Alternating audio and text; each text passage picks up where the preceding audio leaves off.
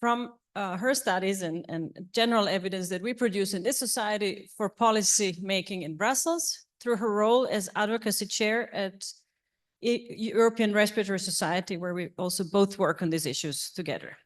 So Barbara will give you a talk to introduce a little bit the topic. How do you do that? How do you translate efficiently knowledge into policy, with a very specific example of ambient air quality directive, which has just been revised. I don't know how many of you are up to date with all that, but you'll get a really nice overview now. And this is really also an invitation to all ISEE young members to really think more about your career, not just producing research, but how do you start early to prepare and get out there to use your research to translate it to policymakers and other stakeholders, medical societies, patient societies, and so on. So, Barbara, floor is yours. Well, thank you very much. And thanks a lot to the organizers. Thank you for inviting me. Thank you for making this such a great experience here. I mean, these days here in Rennes have been fantastic. Thanks, Benne. Thanks, Marine. Thanks, everybody. Yeah, it's been a great pleasure to be here. Yeah, as Zorana already mentioned, I'm going to talk about the Ambient Air Quality Directive. And for those of you, not everybody is probably so close into European politics. I'll start out with a few explanations what this is, and so you're all up to speed. Okay, so we've had a great time here at the conference. We've learned so much. Now we have all this knowledge that you all produced here and that we have been producing in these last years. So now what do we do with all this knowledge? I mean, we certainly just don't want it to rot in those staples of books and journal articles. More often than not, the air looks more like this. It's hazy and it's filled with air pollution. So that's the exposure that we have. And we know from multiple studies that you've been doing, studies that generations of environmental epidemiologists before you have been doing, that this causes serious health effects. And it has been summarized very nicely in the 2021 WHO Air Quality Guidelines, a great resource where all this knowledge about health effects is being presented.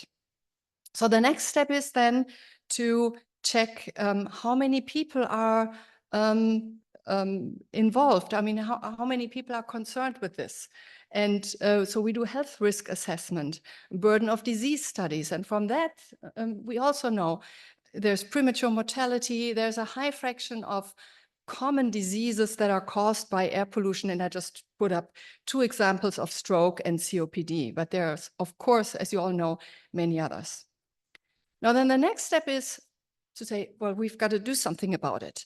And for clean air policy in Europe, the overall institution that's responsible for making laws on ambient air quality is the EU, so the European Commission and the Parliament and the European Council.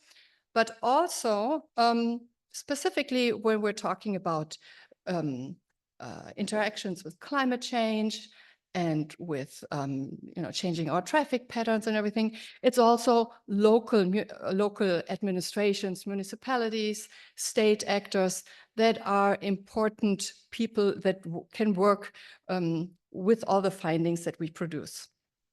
Then, of course, measures needs to be implemented, filtering, reduction of emissions, and the success of these implementations, of these strategies, need to be evaluated. Now, traditionally, we as environmental epidemiologists are very good in this part. We are experts in this one. And we are so much into what we're doing there, and we have so much fun doing it, that we sometimes forget that actually next to all the questions that we can still answer, there's already enough to put into action and to talk to policymakers and let them know what we already know and that things need to be changed. And we also know a lot about what works and what doesn't work, what can be implemented, what is specifically successful. And we could also advise and say much more and investigate much more which actions are actually reducing the exposure, and improving health. But these parts sometimes get a little bit lost because we're so busy with all the other things on the right side of the slide. So this is not new. I mean, this has been known before. And pretty much 10 years ago at the ISEE Global Conference in Seattle, Howard Fromkin gave a keynote speech, and there he expanded on the term consequential epidemiology, which was actually coined 40 years earlier in '83. And he expanded it to say we need consequential environmental epidemiology. That's very similar, but has a few specific aspects. And all of this builds on the idea, the philosophy that epidemiology is a tool to change the world, not only to study the world. So keeping this in mind, Howard Fromkin in his keynote gave 9 principles about consequential environmental epidemiology. And I would like to focus in my talk on 2 of them. Principle 3 is the so-called user-driven research. This means that we need to answer questions that decision makers need to have answered. That's important in the subjects that we study. And principle number 6 in his keynote was get your results to those who need to know and act upon them. And this I will kind of illustrate on the example of the Ambient Air Quality Directive in Europe that has just been, or that's in the very last phases of its revision. Now, to start out, we are going back, and you'll get a little class of EU Policy 101 here, so you understand how these laws are being made and who's acting and what we can do to influence the process. So let's start out. EU clean air policy rests on 3 pillars. The first 2 pillars, they are about emissions. And these are laws or directives that target the emissions at the source. The first one is the National Emission Reduction Directive. This gives for every country and for every pollutant, or the pollutants you see named here, gives you an upper limit that this country is allowed to emit per year. And these budgets of pollutants that you have are being reduced every year. So that's the so-called NEC directive. The next one is number 2, are the source-specific emission standards. And those of you who are driving cars will know them because your car has a Euro norm, has to fulfill certain Euro norms when you want to drive into, for example, specific cities that have a clean air, a low emission zone or something like that. So these are the Euro norms and fuel standards, but there's also other directives that regulate the emissions. For example, the IED, that's called the Industrial Emission Directive, that regulates the filtering on big industrial plants, or the Eco-Design Directive that regulates, for example, the little coal and wood burning stoves that people have in their holiday homes, vacation homes, and that they turn on the weekend when they burn wood. So that's regulated by the Eco-Design Directive. And there are many, many other directives. Now, the other part of the 3rd pillar is the regulation of concentrations, and that is being done in Europe with the Ambient Air Quality Directive. And you see all the different pollutants that are being regulated by this directive. And this is the directive that's been under revision now. This is the still currently directive in force. It's from 2008. You can imagine since 2008, a lot of research has happened. We know much more about health effects, and these numbers here are pathetically outdated. So we really needed new limit values. Now, how are these new laws made in the EU? We have three institutions that play an important role here. First, the Commission, the European Commission, that is, the members are nominated by the member states.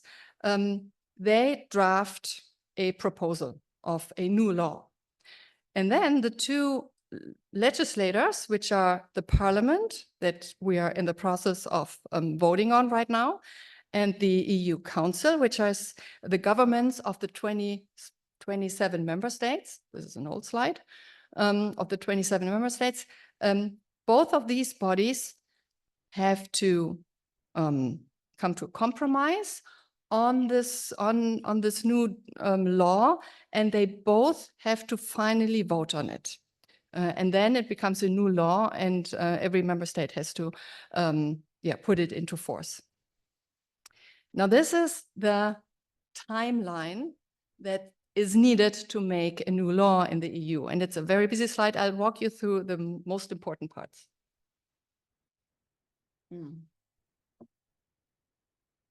So before a new directive is made, usually the old one, the existing one, is being checked.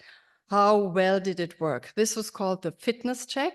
It was finished in November 2019. And the bottom line of this fitness check was that the current Ambient Air Quality Directive is not efficient enough to reduce disease burden in Europe. So the Council then decided it needs to be revised. That was a huge step at the beginning of 2020. So then the whole process of development of a new proposal started. The next very important guideline was the public milestone was the publication of the WHO air quality guidelines in September 2021. It was so very important for this law because the European Parliament had said prior to this process that they want to align the new law more closely with the WHO air quality guidelines. So everybody was waiting for these guidelines to be published. They were delayed by several years, actually, and we were all very excited to see the final guidelines. Following the publication of the guidelines, the European Commission, which was in the process of drafting the new law, gave the public and stakeholders the opportunity to give their opinion. We could all say what we wanted to, what we thought, how the new law should look like. And there was a public consultation that everybody, every EU citizen can participate in. And there was a targeted consultation that was addressed to specific stakeholders and experts. And so ISEE, as one of the stakeholders, also took part, and we could give very detailed input in what we think the new law, the limit values, the measurements, the modeling, and so on, what that should look like in the new law.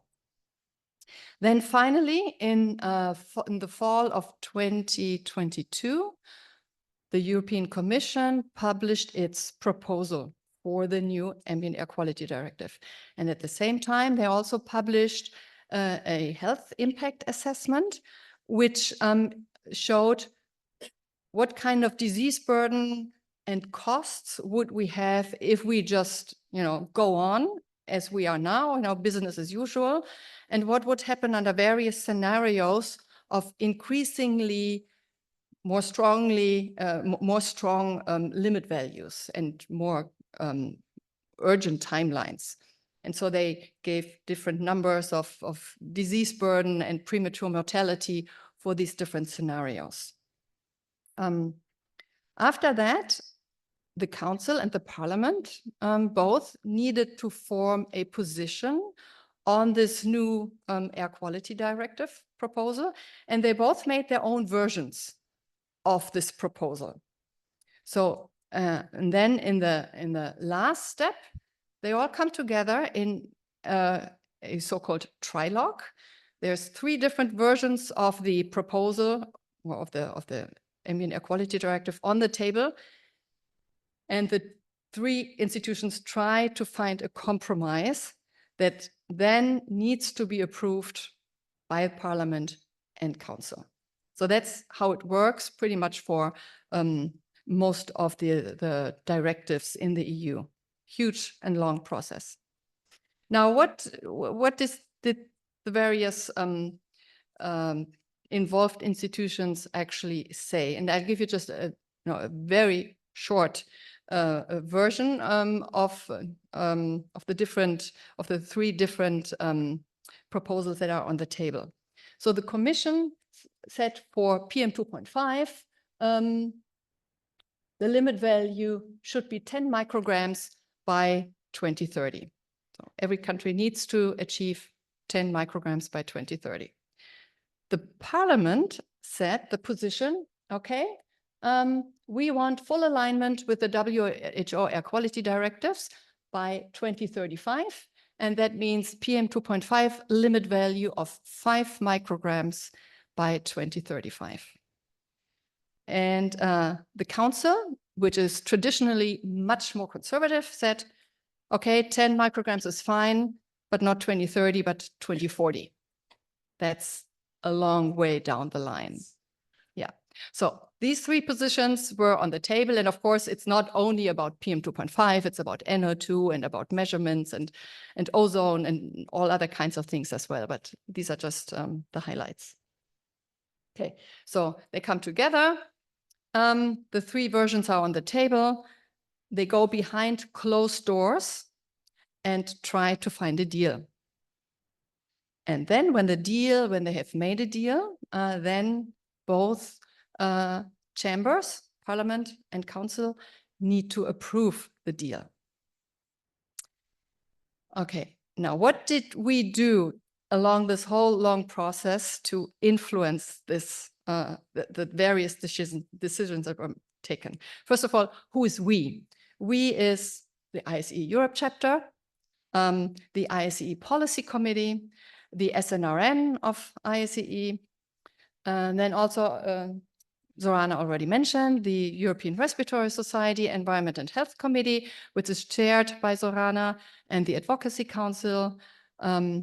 We also invited specific experts on certain, technical aspects.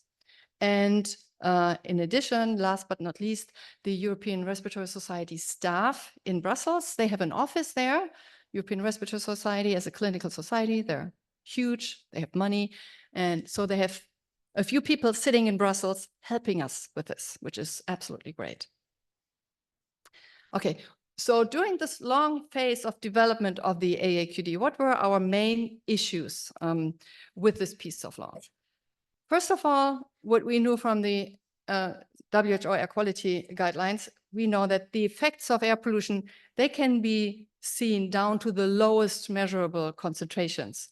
And so we said there's an urgent call for full alignment to minimize the health effects in Europe. At the same time, the European Environmental Agency, they regularly publish reports on exposure in Europe and on disease burden in Europe. And they continue to show high exposures and a high disease burden in the EU.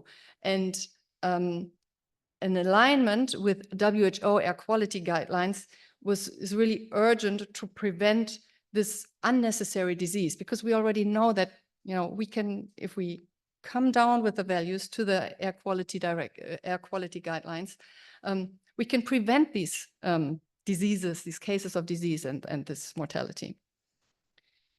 Now, the European Commission Health Impact Assessment, we had several issues with this health impact assessment.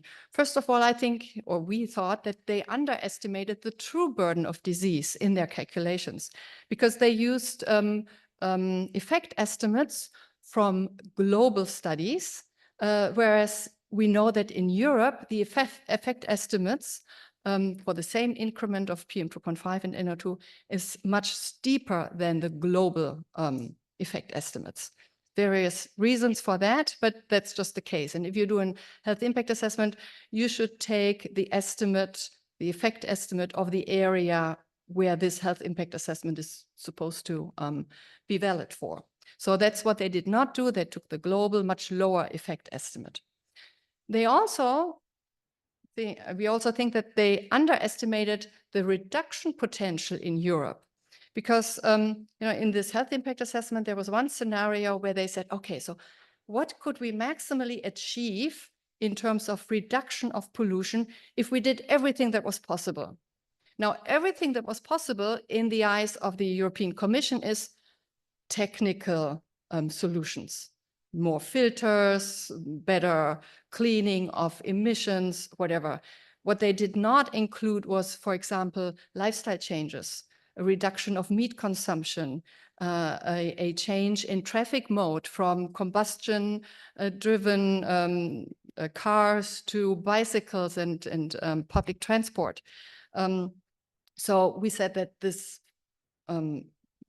the actual potential for reducing exposures in Europe is quite a bit larger than what the health impact assessment, which was given to the policymakers, of course, that which the impact assessment showed. One other thing was that in the proposal, there was no limit value for ozone, just a target value. And we know from prior experience that target values don't work. Governments don't care about target values. We also thought that there was more effort needed to reduce inequalities in air pollution exposure within Europe. We know there's a huge east-west gradient in terms of exposure. There's also a huge gradient in terms of low and high socioeconomic status within cities. So we thought that what the proposal included was not enough to reduce these differences. And another point was that pollutants from natural sources, air PM from natural sources, can be deducted from the measured values. And we also think, they are harming health just as any other PM particle. So there's no reason to deduct natural sources. So these were some of the issues we had with the during the process. Then during the trilogue, when there was these 3 versions on the table, the aim was to minimize the damage due to attempts of weakening the proposal that was on the table. And I've shown you that the council really tried to weaken the timelines so that compliance with WHO air guidelines would be, somewhere in the faraway future. So specific issues during the trilogue. There was no explicit date for compliance with the air quality guidelines. There were a lot of exemptions in there, when a government, a country does not have to comply with the limit values, for example. One clause says that if your country or your region has a specific climate and a specific topography, then you do not need to comply with the limit values for another 10 years. Another clause in the council version was, if your country has a below median gross domestic product, so is one of the poorer countries of Europe, then you get a 10-year extension in complying with the limit values. So people that are already poorer and have more exposures and more problems, they have to wait even longer for clean air. So that's not really fair.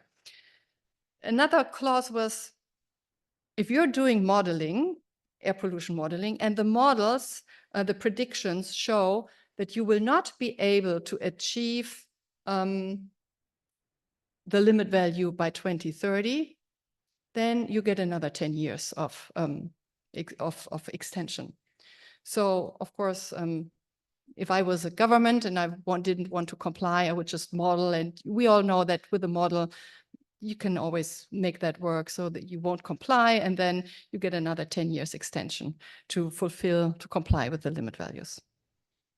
And there were also several clauses in there to delay and weaken the drawing up of air quality plans. So what did we do in practice during this long phase? First of all, we educated and trained members of ISEE, of ISEE Europe, the policy committee, to talk with politicians and decision makers and regulators. So we had a few training sessions organized by Imperial College. One was on how to speak to decision makers, how to give this elevator pitch of 130, 180 seconds, where you give them very shortly, very quickly, the main points that we practiced online to give these elevator pitches. Another thing that we did is we teamed up with other partners, because it's much easier if several scientific societies, medical societies, patient organizations, other NGOs, if we all work together, we can share manpower, we can share ideas, we can share and distribute the writing up of statements and papers and all that kind of stuff. So we got together with several other societies and NGOs and worked together. Yeah, then of course we gave a lot of feedback in the public and the targeted consultations and wrote detailed letters to the Commission. We also wrote multiple statements addressed to lay audiences, and also a couple of regular scientific papers that are citable that we could use in our statements to address certain important points along the way. So we wrote a general piece about the Ambient Air Quality Directive proposal, and we translated it in different languages so people could use it in their home countries, in their member states, to talk to politicians. We wrote a specific piece on the health impact assessment and many others. We also conducted 2 conferences in Brussels, specifically aimed, these were not primarily scientific conferences, but they were aimed at the regulators and the policymakers to explain to them how air pollution works, what it does, how important it is to reduce air pollution. And we had multiple meetings with the European Commission, with the members of the European Parliament, also with national governments, because of course the council is made up of national governments. So it's important to, go to your countries and speak to the decision makers there. So we talked to the national governments and to national members of parliament. And of course, also, we tried to be as much in the media and had social media campaigns to also bring across our points. Now we finally have a deal after all of this work. What does the deal look like? Taking on the time, yeah. Okay, so here you see just a few main pollutants. This is what the guidelines say. And this is the current values we have. And this is what's in the final deal that we have on the table right now. So not as good as we wanted, but much better than what we had before. Let's see. Yeah, so these limit values, these new limit values are to be obtained by 2030, but there are maximal delays possible till 2046. So if a country really wants to use up all of the exemptions that are somewhere in the text, they can go until 2046 without complying. The low GDP clause, I told you about, the poor countries don't need to comply. This is taken out, and there's some other wording in there now. The modeling clause, when you model and you cannot comply. That has been reduced to 5 years allowed delay. And then there's something, an average exposure reduction obligation, which I didn't explain before, but that is also weakened, but it's still in there. Also important, that was also an important point that we had, the law now includes a regular review of every 5 years, where the evidence needs to be collected, and the current version of the AAQD needs to be evaluated against that. There's monitoring in hotspots, which we didn't have in that way before. There are some super sites now in the law, so we will get a few measurement places per country that have a much broader pollutant measurement program, including oxidative potential and ultrafine particles. We also get modeling now used for siting and also used for compliance. Before the attainment deadline, countries need to draw up so-called roadmaps. So we don't only have air quality plans after you have not complied, but even before, you need to show how you are going to comply with the new limit values. There's air quality plans and short-term action plans. There's an information of public mandated now. And there's also a clause about access to justice. So people that are being harmed by air pollution can now actually go to their governments and say, here, air pollution has harmed me. I want to have compensation for that. So where do we stand now with all of this? I told you we have a deal. However, yeah, that's done. That was done in February. The parliament also already voted on the deal. So that's done. However, the council vote is pending because the process just took longer.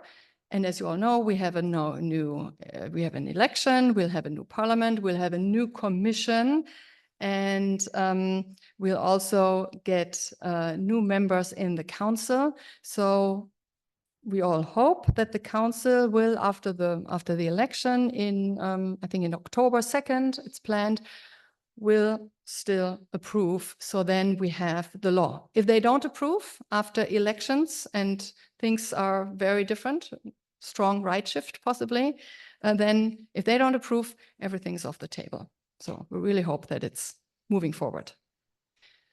Okay, so now this is done for us. There's nothing more we can do at the moment, but after the game is before the game. This is not the last air quality directive that's important for us. The next one that's up for revision is the National Emission Reduction Commitment, the NEC directive. And here, currently, we are at the very beginning of the phase. You know, I showed you the long timeline. We're right at the beginning. Currently, they're checking whether the current NEC directive is fulfilling its job. We already know it's not. So we really hope that they come to the conclusion that the NEC directive needs to be revised as well. Yeah, the NEC directive is, I told you before, it's about emission of specific pollutants per country. We already know that we're up against a lot of opposition. One example is they already were quite vocal in Brussels in February, the farmers. The NEC directive includes ammonia, and we think it should also include methane, and agriculture is a very important emitter of these two pollutants. So the farming industry will be very much in opposition to what we want. But yeah, so let's take it on. So my take-home messages are the trilogue compromise that we have for the AAQD. It's a substantial improvement and success. The final vote is still pending. We hope it all goes through. However, the medical and scientific community, so us, we need to continue pressing for science-based standards and for the recognition of health in all these various air pollution policies. I think in the future, local initiatives will play a very important role as well for air pollution control and climate mitigation. And here, locally, in your city, in your country, your voice and your expertise is needed. You need to tell people what air pollution does to their health, and you need to tell it to the policymakers. And then there's the upcoming legislation, the NEC directive, that will provide another opportunity for all of us to further improve air quality in Europe. And here, once again, your voice, your expertise is needed, and we all need your help. I told you before, we need translators, we need people who talk to local politicians, local regulators, media. There's lots of statements to write. So if you feel like this is something you would like to do, just call us, Joanna or me or anybody else from the ISEE Europe chapter or from the ISEE Policy Committee.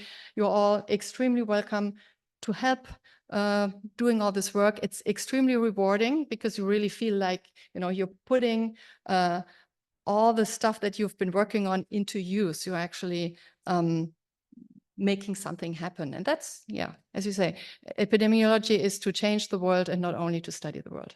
Thank you. Thank you very much, Barbara. We'll open floor for questions. Thanks. This might be a naive question, but say you're a country that might struggle to meet the limit value by 2030 for whatever reason, maybe your low GDP.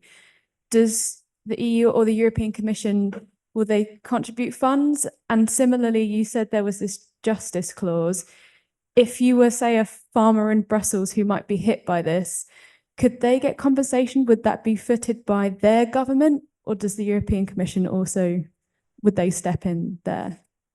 Yeah. Okay. So the first one, does the EU or give funds to comply? Actually, good question. So, do you know about that? We've talked about this, but I don't think this is not part of the law, but this will be part of negotiation of implementation of the law. Yeah, it's not So part of the law. On the other hand, if you fail to comply, you will be punished. And they open up a kind of a process against you, against the country, to comply with it. And then you have to pay fines per day that you are in non-compliance. So that's and that's actually in the law. And then regarding compensation, I think that is still very unclear how that is going to work. I mean, just proving that your case of disease is due to air pollution and not due to your smoking, your overweight, and your whatever else is really difficult. We all know that as epidemiologists, how difficult it is to say in an individual case, this case is due to XYZ. So we don't know yet how that is going to work out. Just to add to that, some of those decisions will be up to the countries. Right now in Denmark, pre-elections, we're considering that EU is going to implement likely demand that all houses be insulated better. That's a big source of air pollution. We're burning too much wood and coal. And should we vote for that or not? Should people have to pay themselves? But then country can say, we support people. We'll give some funds for people to insulate and so on. So there are different levels of decision and who provides funding for what. And countries can always go above what's in the law. They can always be more strict, of course. More questions? Yes. Yeah. Thank you very much. This was very nice to hear how it works. I have two questions. One is about the European Commission Health Impact Assessment. How is this document created? Like, who is writing this? Is it environmental epidemiologists that try to use other kind of effect estimates? I'm just curious who is behind those reports. And two is, how can you convince younger researchers to participate more? You say that we should call, but maybe we think that we talk about me, but have the skills to do it. And what's my best skills? Is from ISEE maybe courses that we can see what is the best for us, or how can we help? Yeah. So the health impact assessment was done for the health impact assessment. Of course, you need the modeling, and then you need the actual calculations of disease burden. And also what was also included was a cost benefit analysis. The modeling is done by IASA. that's an institute in Austria, close to Vienna. They have done that in the past as well, and they always do it they always do the European Commission models. And the health impact assessment, the disease burden calculations were done by a company in Holland or Belgium. Remember which? No. It was, yeah, it's I need to look it up, but yeah, this is I mean, these are calls, or the European Commission yeah, gives it to I guess their preferred partners. They probably have a call before, and then they decide who to take. In terms of what can you do to be part of this, the easiest is to, be part of a group, join our groups that are actually working on it. And since we are collaborating with a lot of other groups and NGOs and specialists also in campaigning, which is very helpful because they have more knowledge on what needs to be done at what stage of the whole policy process. We've been just working through this step by step, and there's always, things that need to be done. And we've always been looking for people to take over this job or that job. So anybody who's interested, just come to our meetings or give us a call, and we'll have, during the process, there will always be interesting things to do. I think we need to move on. I'd just like to finish with a small comment. If you think this is really far, directive revision and going to Brussels, and how many of you are really going to go to that? What we got a lot of feedback from politicians in this process. What you can do is really to put pressure on the public, because still, no matter what we tell politicians, they're not going to do it if they're not going to be voted against wood burning bans or traffic regulation. So what we needed to encourage ISEE members all the time to publish your results, not just in papers, but go out, talk to journalists. You're much better in social media than we are.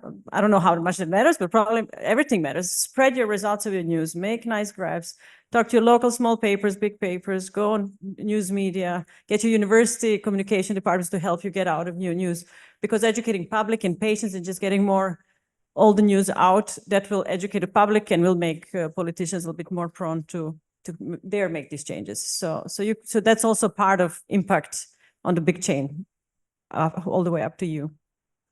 All right, I think we'll give a big applause to Barbara. Thank you very much.